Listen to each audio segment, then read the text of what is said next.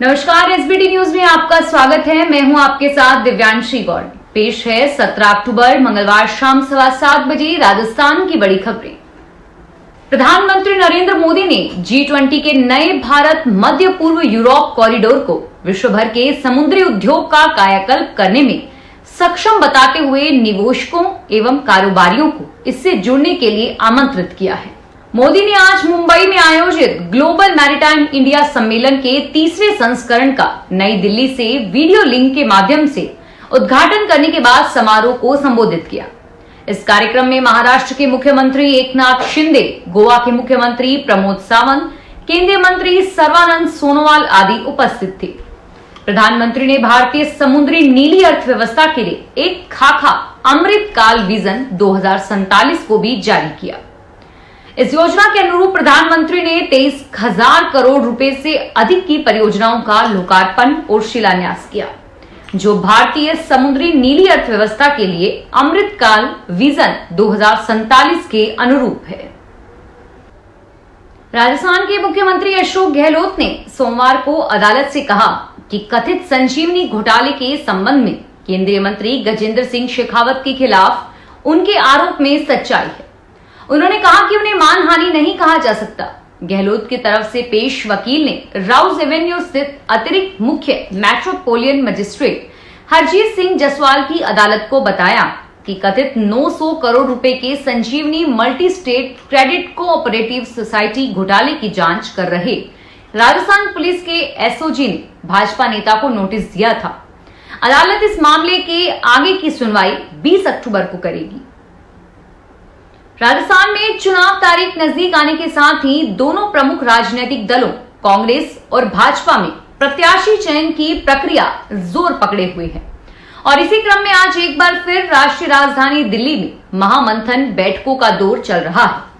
कांग्रेस की बहुप्रतीक्षित पहली सूची के लिए जहां स्क्रीनिंग कमेटी जुड़ेगी, तो वहीं भाजपा प्रत्याशियों की दूसरी सूची को फाइनल करने के लिए कोर कमेटी की भी महत्वपूर्ण बैठक चली। गौरतलब है कि कल सोमवार को कांग्रेस राष्ट्रीय अध्यक्ष मल्लिकार्जुन खड़गे और भाजपा राष्ट्रीय अध्यक्ष जेपी नड्डा दोनों एक ही दिन प्रदेश में अलग अलग दौरे पर रहे। खड़गे ने जहां 12 से कांग्रेस के चुनावी अभियान का शंखनाद किया, वहीं नड्डा ने उदयपुर और जोधपुर में संभाग स्तरीय सम्मेलनों में जान फूंकने पर जोर लगाया। राजस्थान भाजपा की ओर से गत दिनों जारी हुई प्रत्याशियों की सूची में बस्सी का टिकट तो घोषित हो गया है, लेकिन अब कांग्रेस की पहली सूची दौसा जिले के सिकराय विधानसभा में 20 अक्टूबर को होने वाली प्रियंका गांधी की सभा के बाद कभी भी घोषित हो सकती है। और इधर बस्सी में भाजपा प्रत्याशी ने चुनावी तैयारियां शुरू कर दी है, लेकिन कांग्रेस का टिकट फाइनल नहीं होने से यहां असमंजस बना हुआ है। राजनीतिक सूत्रों के अनुसार भाजपा की दूसरी सूची 1-2 दिन में ही घोषित हो सकती है, जबकि कांग्रेस दौसा जिले के सिकराय विधानसभा में प्रियंका गांधी की सभा के बाद ही अपनी सूची जारी करेगी। भाजपा के राष्ट्रीय अध्यक्ष जेपी नड्डा ने सोमवार को जोधपुर में संभाग की 33 सीटों के पदाधिकारियों से 3 दौर की मीटिंग की। सोमवार शाम मौसम खराब होने के कारण नड्डा दिल्ली रवाना नहीं हो सके थे। रात्रि विश्राम उन्होंने जोधपुर में ही किया। मंगलवार सुबह वे दिल्ली के लिए रवाना हुए। बुधवार को नड्डा अजमेर व कोटा संभाग के पदाधिकारियों की मीटिंग लेंगे। उम्मीद की जा रही है कि बुधवार को होने वाले दौरे के बाद भाजपा प्रत्याशियों की दूसरी लिस्ट जारी कर सकती है। जोधपुर प्रवास के बाद भाजपा के राष्ट्रीय अध्यक्ष के साथ प्रदेश अध्यक्ष सीपी जोशी, राष्ट्रीय सचिव विजया राहटकर एवं केंद्रीय जल शक्ति मंत्री गजेंद्र सिंह शेखावत भी दिल्ली पहुंचे। देवउठनी पर बारात के लिए नहीं मिलेगी। चुनाव आयोग ने भले ही विधानसभा चुनाव की तारीख में फेरबदल कर दिया हो, लेकिन फिर भी देवउठनी पर बारात के लिए बसें मिलना मुश्किल होगा।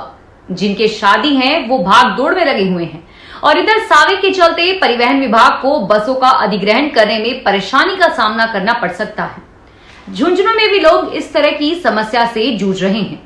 चुनाव आयोग ने प्रदेश में विधानसभा चुनाव की तारीख 23 नवंबर घोषित की थी, लेकिन 23 नवंबर को देवउठनी एकादशी के बड़े सावे को देखते हुए चुनाव तिथि में बदलाव कर दिया था और अब चुनाव 25 नवंबर को होंगे, लेकिन देवउठनी एकादशी के अबूझ सावे पर बसें मिलने में परेशानी आएगी। राजस्थान निर्वाचन विभाग ने निर्वाचन प्रक्रिया में महिलाओं की भागीदारी बढ़ाने को लेकर इस बार नवाचार करते हुए नई पहल शुरू की है। निर्वाचन विभाग की इस पहल के अनुसार इस बार के विधानसभा चुनाव में प्रदेश भर में 1600 मतदान केंद्र महिला अधिकारी कर्मचारियों की ओर से संचालित किए जाएंगे।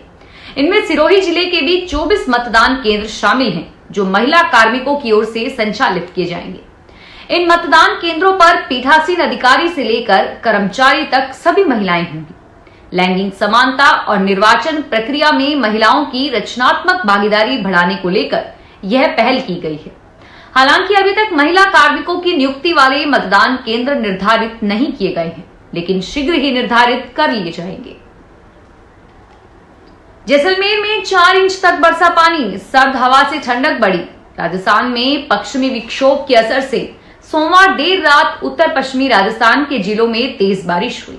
जैसलमेर, बीकानेर, अलवर, भरतपुर समेत कई शहरों में 1 से लेकर 4 इंच तक बरसात हुई। जैसलमेर में बारिश ने नया रिकॉर्ड बना दिया। यहां इससे पहले कभी अक्टूबर में इतनी बारिश दर्ज नहीं हुई। मौसम विभाग का अनुमान है कि जोधपुर, बीकानेर, चूरू, जैसलमेर, हनुमानगढ़, गंगानगर, अजमेर, नागौर, जयपुर, सीकर, झुंझुनू में आज बारिश हो सकती है और इसके बाद बुधवार से प्रदेश में मौसम शुष्क होने लगेगा और सर्द हवा चलने से ठंडक बढ़ेगी। पंजाब के मुख्यमंत्री भगवंत मान आज 50 साल के हो गए हैं। मान का कॉमेडियन से राजनीति तक का सफर अद्भुत रहा है। कॉमेडियन से नेता बने भगवंत मान आज अरविंद केजरीवाल के बाद आम आदमी पार्टी का सबसे लोकप्रिय चेहरा है और इस बीच प्रधानमंत्री नरेंद्र मोदी और दिल्ली के मुख्यमंत्री अरविंद केजरीवाल ने मुख्यमंत्री भगवंत मान को जन्मदिन की बधाई दी है और उनके स्वस्थ और लंबे जीवन की कामना की है। ऑल राजस्थान जाट महासभा की ओर से राजधानी जयपुर के बिरला ऑडिटोरियम में युवा जाट महापंचायत का आयोजन किया जा रहा है। महापंचायत की शुरुआत समाज के लोगों ने द्वीप प्रज्वलित करके की। इसके बाद समाज के महापुरुषों पर बनी डॉक्यूमेंट्री को दिखाया गया। इस दौरान वीर तेजा जी के जयकारे गूंज उठे।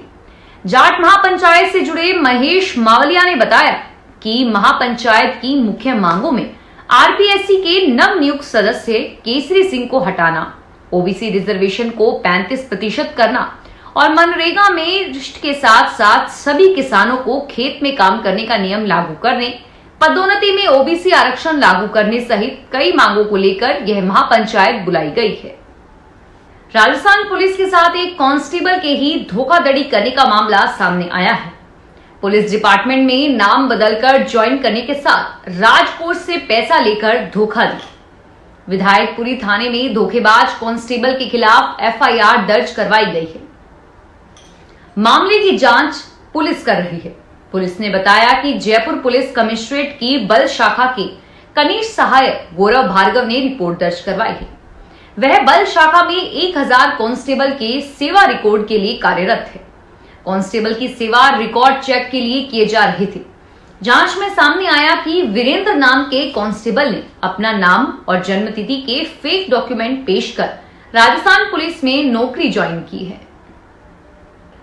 जोधपुर में महिला कांग्रेस के सदस्यों को आगामी विधानसभा चुनाव के लिए एक्टिव करने के लिए मंगलवार को बैठक का आयोजन किया गया। बैठक में महिला कांग्रेस कमेटी की अध्यक्ष व विधायक मनीषा पंवार ने सदस्यों को टिप्स दिए। महिलाओं को हर घर में पहुंचकर हर घर की महिला से संपर्क कर उन्हें साधने की कोशिश करने के लिए टिप्स दिए। मनीषा पंवार ने कहा कि चुनाव नजदीक हैं और ऐसे में महिलाओं को भी इस चुनाव में जिम्मेदारी दी गई है। जिसे भी टिकट मिलेगा उसके पक्ष में वोट के लिए मैदान में उतरेंगे। महिला कार्यकर्ता आसानी से आम महिलाओं तक उनकी रसोई तक पकड़ बना सकती है। कोटा जिले की अल्पसंख्यक कल्याण अधिकारी की ओर से व्हाट्सएप पर इजराइल के खिलाफ स्टेटस लगाने का मामला तूल पकड़ता जा रहा है। शिकायत मिलने के बाद प्रशासन ने नोटिस जारी कर महिला अधिकारी नाहिदा खान से जवाब मांगा है। नाहिदा ने हमास के आतंकी हमले के बाद से चल रहे संघर्ष पर गाजा सिटी को सपोर्ट में सोमवार को 10 स्टेटस लगाए थे। इसमें Gaza city protested, follow, donate, प्रार्थना व सपोर्ट करने की अपील की गई थी। स्टेटस सोशल मीडिया पर वायरल हुआ तो नाहिदा ने तुरंत स्टेटस डिलीट कर दिए।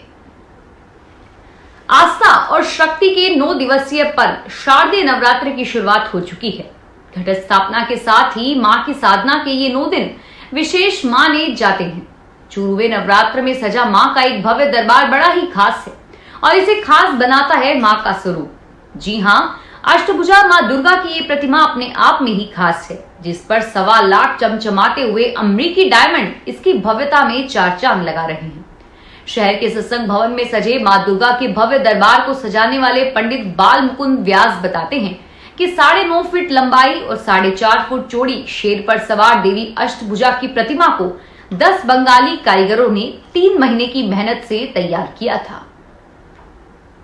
राजस्थान में जयपुर के सवाई मानसिंह अस्पताल में नर्सिंग कर्मियों ने 2 घंटे की पेन डाउन स्ट्राइक कर दी है।